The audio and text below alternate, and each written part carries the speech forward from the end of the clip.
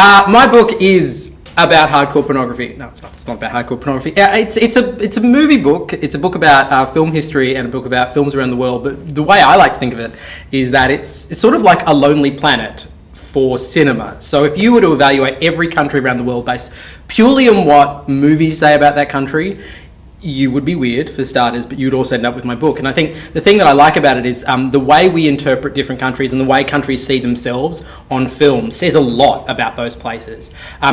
The other side to it is it's amazing stories behind the scenes of movies that you know, and some movies that you've never heard of before. Like my favourite chapter is the one about Indonesia and how Indonesia had this great history of like remaking horror movies. So there's an Indonesian version of Terminator called Lady Terminator, but she's like filled with the demon spirit from the sea. And so it's those sorts of films, finding those amazing movies that you just like look at and go, how the hell does that even exist? Like there's a whole chapter just about Japanese movies starring oversized stuffed animals. It has to be seen. There's a film in my book called Calamari Wrestler. It's about a calamari who's a wrestler. It's amazing. So it's also about finding those amazing threads of film weirdness that never get talked about, never get shown, and that's the stuff I enjoy. So it's movies from around the world. In terms of choosing the chapters, I wanted a mixture of really fun, weird things that you are unlikely to want to sit down and watch, but you will enjoy reading about. Finding amazing stories that went into the making of films that kind of everyone knows. And I'm also kind of just interested, and I know this sounds a bit naff, but I'm interested in culture. I'm interested in how you represent a place, you represent a people, you represent a culture. And particularly sort of how Hollywood views the rest of the world is fascinating because it reveals a lot about sort of ingrained cultural attitudes that Americans have about the rest of the world, and also just, and by extension, just sort of, you know, English-speaking Western democracies think about the world. So I wanted a mixture of some very tongue-in-cheek sort of criticism of movies that are quite popular, and then find things that literally nobody writes about, and then also some quite serious stuff. So, you know, how has the relationship between Israel and Palestine been represented on film over the years? And that in and of itself is fascinating to see who controls the narrative in those as you bounce from film to film. So it's really aiming for a mixture of everything. My basic rule with this stuff is never be boring. So every chapter has to feel a little bit different. It has to offer you something slightly different. And that's sort of my rule.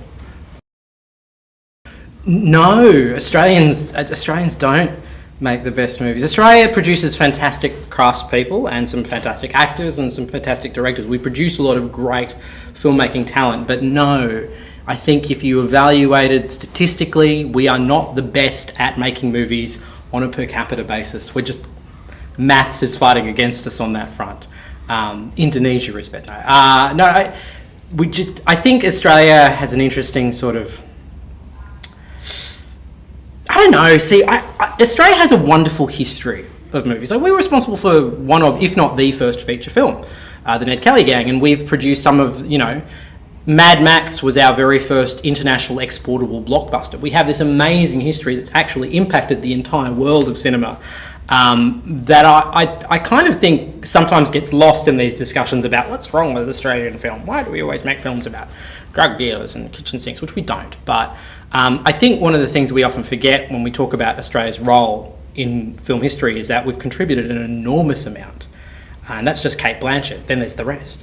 So I think, no, I don't think you could confidently say we make the best films in the world. But I think our history, we forget and we don't celebrate enough how important we have been to the history of certainly English-speaking filmmaking anyway. That is a great question. Over the years, I have been a member of about 346. I don't know why I looked at my watch at that moment. It doesn't help at all. I reckon I've been a member of about 105 video stores over the years, and I've been banned from all of them. Because over the course of my job, initially one of my first TV jobs was the DVD reviewer of the movie show when David and Margaret left, when SBS retooled it and filled it with young people, which worked out great. One of the things they did was they hired me to present kind of cult DVDs. And in that process, in order to get these DVDs, I had to join a bunch of different video stores. And so I have an affinity for them. I feel at home in them. I love physically being surrounded by film. I think that is something that you do lose in the age of like hard discs and Netflix and stuff like that, which I love and are fantastic. But I used to have whenever we used to move into a new house, I'd always have an extra room that was just wall-to-wall DVDs. And I used to love going in there and seeing them sit next to each other. And actually that's how, certainly the first book, that movie book, was written. I actually set myself blind by wearing contact lenses for too long. And I could only open my eyes for about 30 seconds. And I'd open my eyes, look at the wall, go, oh yeah, you could spend a weekend watching that film, that film, that film, that film. Ow, it burns! And that was literally how the first book was written. The second book was a little bit more researched. So I do love the experience of being in them, but I'm realistic about why they don't exist anymore. And I think it's okay to be nostalgic about it, but it's also okay for them to not exist anymore. Just heaps of sexual favours, like really, just some depraved shit. No, so actually kind of by accident, when I was in high school, the AFI ran a young film critics competition. They've never done it before, they've never done it since. And I entered, and because I'm half Singaporean, I have an Asian work ethic, which meant I entered like 5 times. And then I turned out that I won. And so I was like, great, does this mean I can say I have an AFI award? And they're like, no, never say that.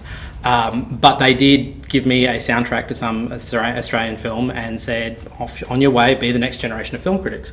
And so I went to a community radio station in Sydney called FBI, and I said, hey, I can do graphic design. Also, I can review movies. And they got me to do some graphic design. They discovered that I was terrible at graphic design, and so they asked me to review movies. They taught me radio from scratch. They taught me, how to hook people and all that sort of stuff. After about a year of that, not paid, like it was a volunteer position, SBS came and had a chat to me, and I didn't understand why they were chatting to me. And the next day, David and Margaret announced they were leaving the movie show to go to the ABC, and I got this call going, you should totally send in a video application. I'm like, why? Oh, they're recasting the show. And my first thought was, that's a terrible idea. No one will watch that show without David and Margaret. I was correct. But they did pluck me out of obscurity and put me on national television. And then from there, Triple J happened, and then it sort of rolled on from there. But that's the origin. I've left out the parts with the sexual favours. I can do an R-rated version later.